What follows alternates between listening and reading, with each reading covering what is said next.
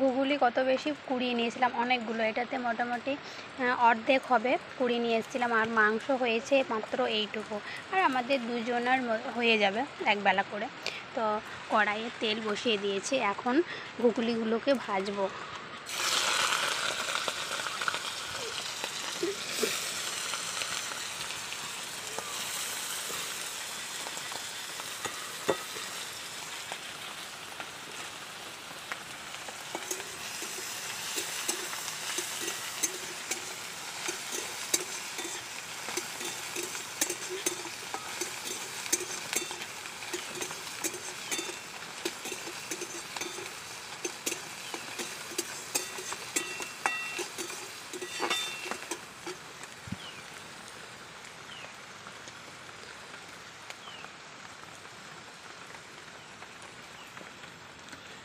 তো বন্ধুরা